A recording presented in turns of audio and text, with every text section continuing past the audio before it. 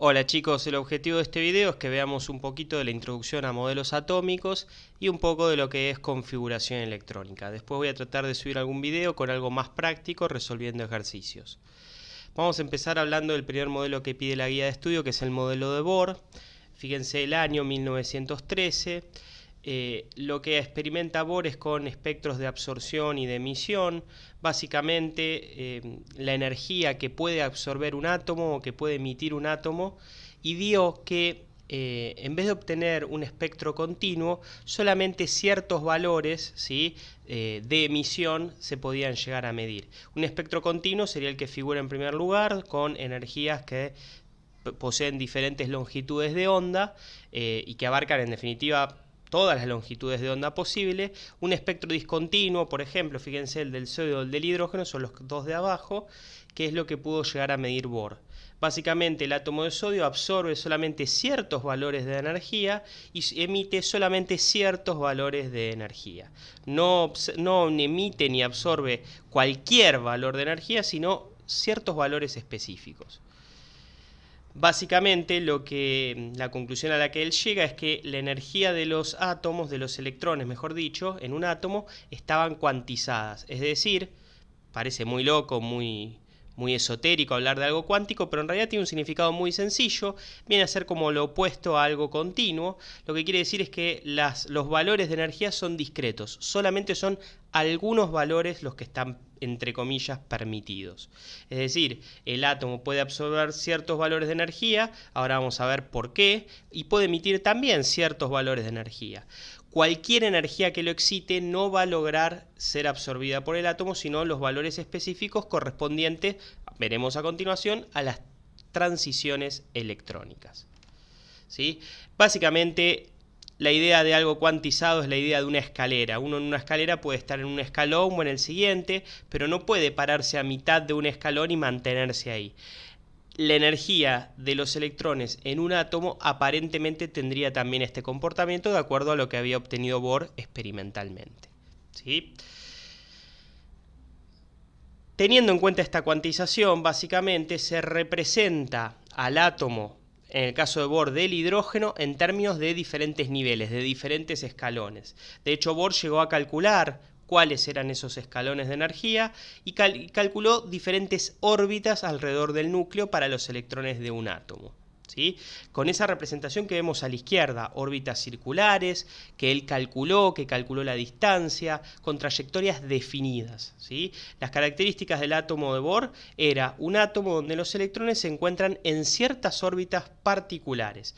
Y el electrón, mejor dicho, puede absorber o emitir energía cuando transiciona, cuando pasa de una órbita a la otra. ¿Sí?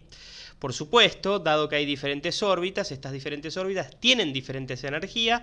De hecho, Bohr también logró desarrollar un método para calcular esos valores de energía y obtuvo la energía para el primer escalón, el segundo, el tercero y el cuarto, definiendo siempre a los escalones de más abajo, a los de menor energía, como el nivel o estado fundamental.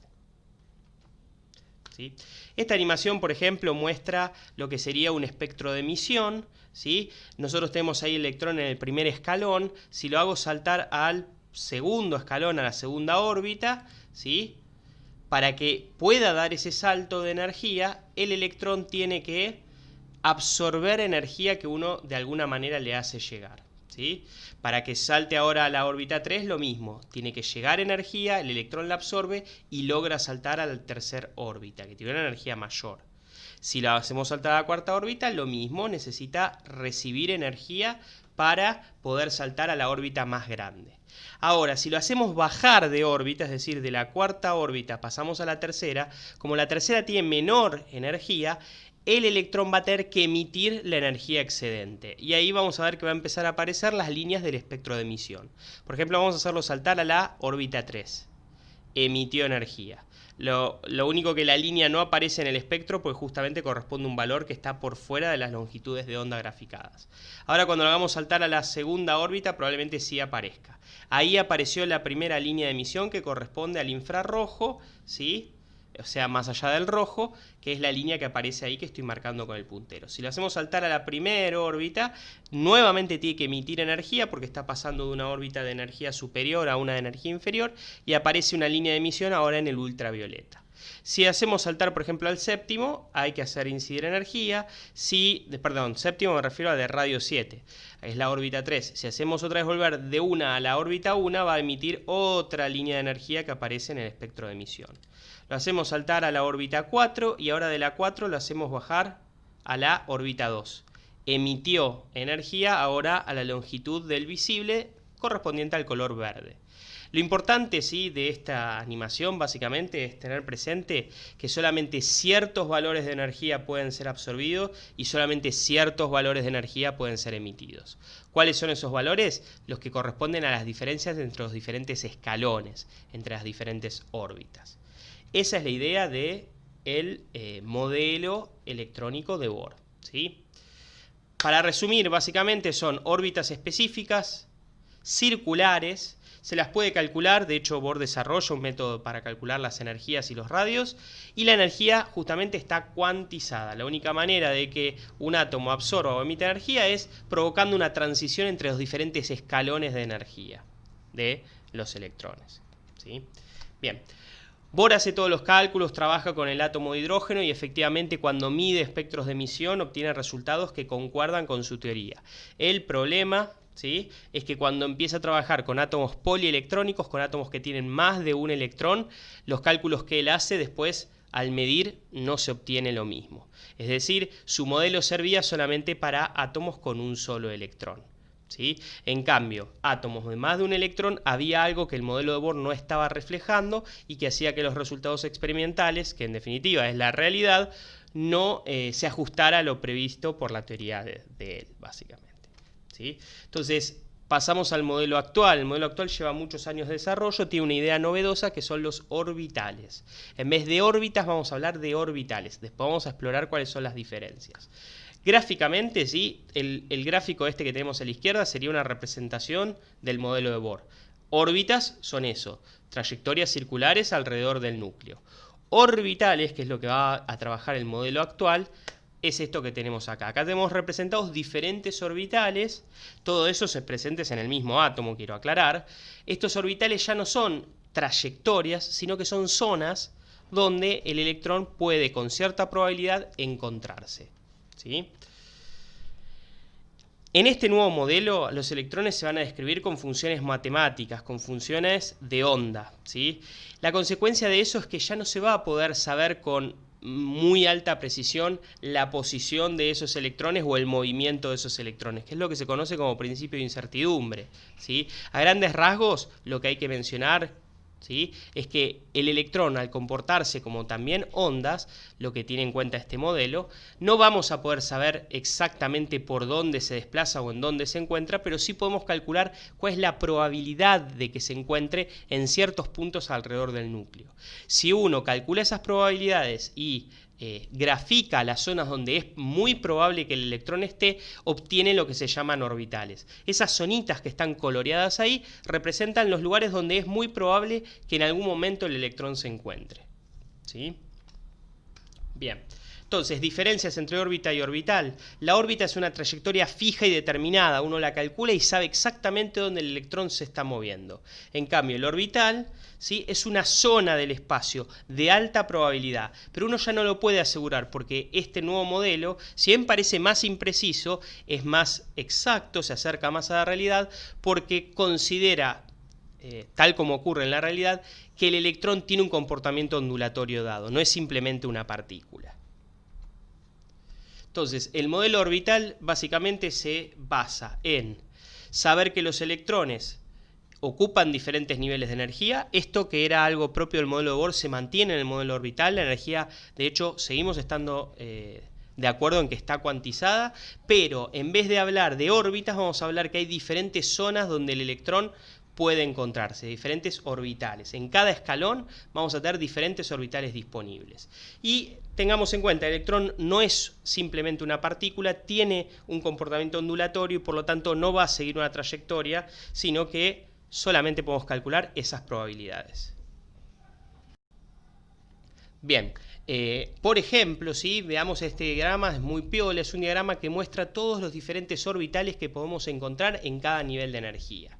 Es importante notar que fíjense que hay orbitales que tienen diferentes formas, algunas más entendibles, por ejemplo los orbitales S, los de la primera columna, que son esféricos, los orbitales P, los de la segunda columna, tienen una forma un poco más extraña, y bueno, los D y los F directamente tienen formas bastante extrañas a priori, ¿sí? Entonces, no todos los orbitales tienen la misma forma, ahora vamos a ir viendo cada una de las formas posibles, pero sí noten que hay varias zonas disponibles en cada nivel de energía, a excepción del nivel 1 que nada más posee un orbital S, que son los orbitales típicamente esféricos, ¿sí? Bien, entonces lo que tenemos que aprender es que básicamente en cada átomo vamos a tener diferentes niveles, diferentes escalones de energía, pero además dentro de esos escalones vamos a tener diferentes subniveles que pueden tener diferentes formas. Pueden ser los más sencillos esféricos, que son los orbitales S, otros con formas de lóbulos, que pueden ser ya sea los P, los D o los F, ¿sí? Por ejemplo, los orbitales S son los que son esféricos, son los más fáciles de dibujar, de hecho. El electrón se encuentra dentro de esa pelotita con una muy alta probabilidad. Puede estar por fuera de la pelotita, ¿no? Esto no es una cáscara que limita al electrón, simplemente esto es un gráfico de probabilidad. Lo que está diciendo esto es que la mayor parte del tiempo, con altísima probabilidad, el electrón está en algún punto dentro de esa pelota. Por fuera de esa pelota puede estar, pero la probabilidad es bajísima. Algo importante a recordar es que orbitales S hay uno solo en cada nivel de energía, en cada escalón de la escalera. O sea, en el nivel 1, un solo orbital S. En el nivel 2, un solo orbital S. En el nivel 3, un solo orbital S. En cambio, los orbitales P, que son orbitales lobulares, tienen esta forma, es como agarrar un globo y estrangularlo en el medio. Hay 3 orbitales P en cada escalón, ¿sí? Estos orbitales P son 3 porque tienen diferentes orientaciones. De hecho, se orientan de manera perpendicular. Podríamos decir que uno está orientado en el eje X, otro en el eje Y y otro en el eje Z. Lo importante es que son 3, ¿sí? 3 orbitales P en cada nivel.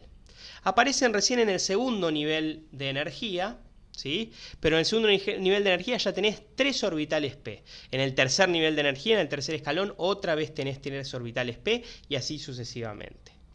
Los orbitales D son 5, también tienen diferentes orientaciones, algunos son perpendiculares, otros no. Son 5 distintos en cada nivel. Recién aparecen en el tercer nivel de energía.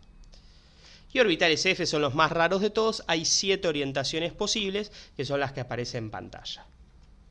¿Sí? Entonces, básicamente nosotros tenemos que aprendernos cuáles son los orbitales disponibles y, cuando analicemos algún ejemplo en particular, ver cuántos electrones tiene ese átomo o ese ion y distribuirlos en esos niveles y subniveles.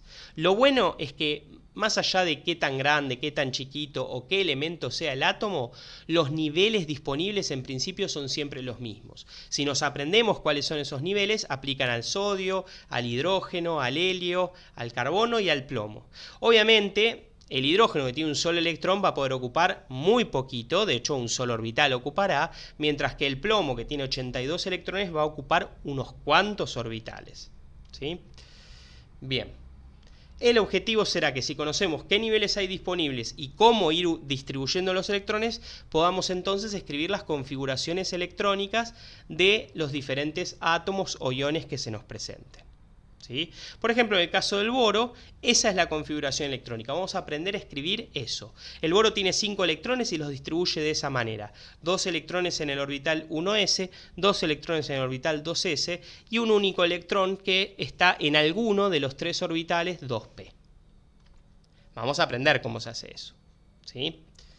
Bien. Primero recordemos, en el primer nivel de energía, en el primer escalón, que es el de más baja energía, solamente hay orbitales S. Mientras que en el segundo nivel de energía aparecen también los orbitales P. En total, entonces, en el segundo nivel de energía tenemos 4 orbitales. En el tercer nivel de energía aparecen los D. Así que tenemos los 4 que teníamos antes y también 5D. En total, 9 orbitales. Después, en el cuarto nivel de energía aparecen los F y a partir de ahí, ya en el quinto, sexto, séptimo nivel de energía, se repiten los orbitales S, P, D y F. Fíjense que cada columna es para un tipo de subnivel, ¿sí? Bien, y esto es válido para todos los átomos o iones que vayamos a analizar, ¿sí? Bien, ¿qué es esto de 1s, 2s, 2p? Bueno, son etiquetas que tenemos que aprender a leer y a utilizar. Básicamente, fíjense, ahí tenemos la configuración del boro otra vez. El numerito básicamente indica el escalón, el nivel de energía, ¿sí? El boro llega a ocupar el nivel de energía 1 y también el nivel de energía 2. La letrita S, P, D, F nos indica la forma y por lo tanto el subnivel de energía, y ese exponente que aparece ahí no es ni más ni menos que el número de electrones en ese subnivel. Por ejemplo, en el boro tenemos un único electrón en el subnivel 2p. ¿Sí? El gráfico que tenemos a la derecha es otro tipo de gráfico que se usa en algunos libros, que también, ¿sí?, se ponen como rayitas indicando los diferentes orbitales y se ponen como flechitas a los electrones. Acá en el CBC no usamos ese tipo de diagrama, pero en muchos libros aparece y está bueno como forma de representación. Ese tipo de diagrama enfatiza el hecho de que a medida que aumenta el nivel de energía, aumenta también la energía del orbital. ¿Sí? Bien, ahora, ¿cómo sabemos qué orbitales llenar? ¿Sí? Porque yo les dije, por ejemplo, en el nivel 3 tenés 3s, 3p, 3d. ¿Dónde pongo los electrones? Bueno, existe básicamente una regla que se llama regla de las diagonales. Es una reglita para recordar, ¿sí? Para recordar cómo los tenés que ir distribuyendo. Funciona bien en un montón de átomos y funciona mal en algunos, así que no es una ley de la naturaleza, sino que es simplemente una regla para recordar cómo ubicarlos y que a veces puede fallar, ¿sí? Básicamente lo concreto es que los electrones tienden siempre a ir a los niveles de menor energía, ¿sí?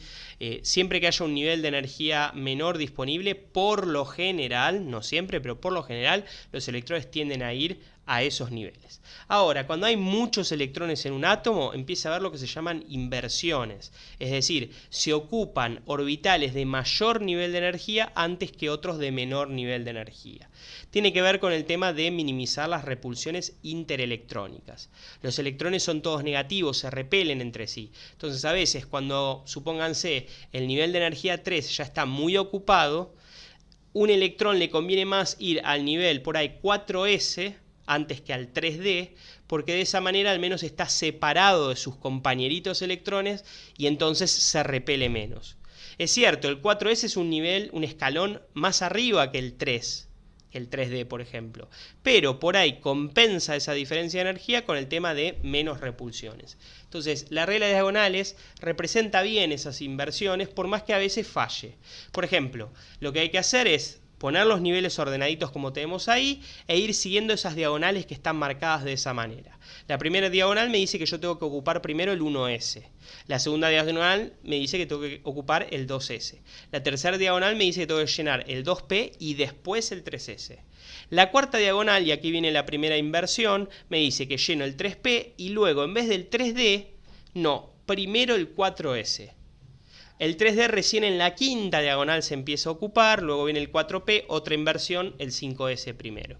Y así, a partir de ahí, prácticamente hay inversiones en todos los momentos. Se llenan niveles superiores para minimizar las repulsiones electrónicas. Funciona bastante bien la regla de las diagonales, ¿sí?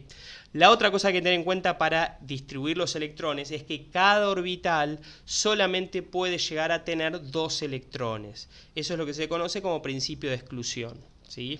Básicamente, si nosotros ponemos 2 electrones en el orbital 1s, que es el de menor energía, ese orbital está lleno y el siguiente electrón del átomo ya no puede ir ahí. En el 2s lo mismo, 2 electrones y se llena.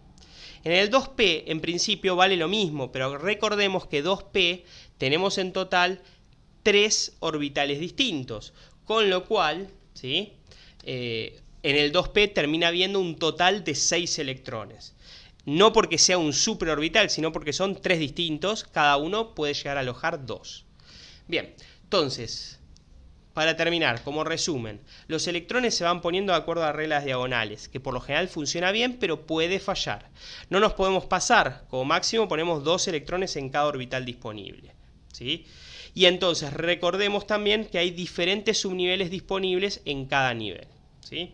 Espero que esto sirva, después veremos ejercicios.